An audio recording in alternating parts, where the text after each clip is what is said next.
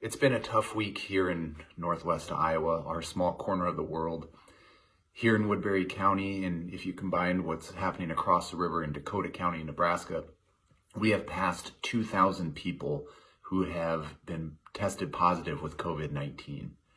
And as I'm waiting for my Sunday church service to start its live stream, I wanted to get a few things off my chest and let folks know what's been in my thoughts and prayers this week, this heavy week.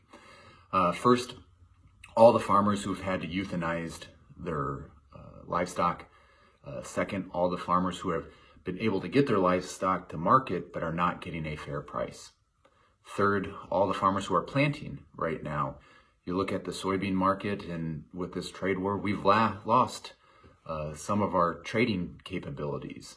With corn and the corn market, we have over 50% of last year's harvest still in the bin, and with all that stored, while we have ethanol plants closing or becoming idle, we are in the making of a very difficult year and market.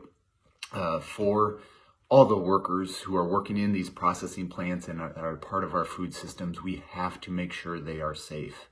No one should have to make that decision between their health and their life and a paycheck.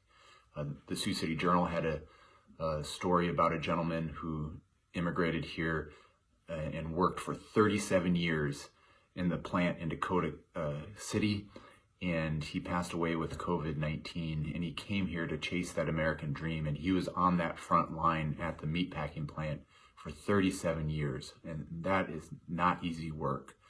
And so just a heartbreaking story.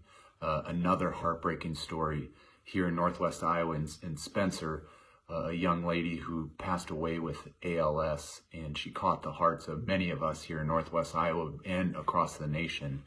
And it was the same disease that took her twin sister years previously. So our hearts go to the family and friends of the Hermstead family.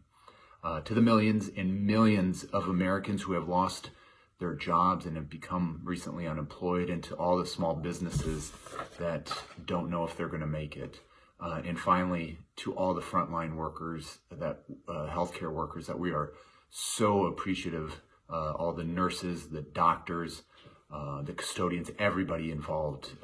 We just are praying that they stay safe and are not becoming overwhelmed in all of this. And so these are just some of the few things that have been in my thoughts and prayers. And on this Sunday morning, it's been in my heart. And so I just want to let folks know these are very difficult times. These are times that we'll remember the rest of our lives. But I promise you that things will get better. But until then, just remember to respect each other and stay safe.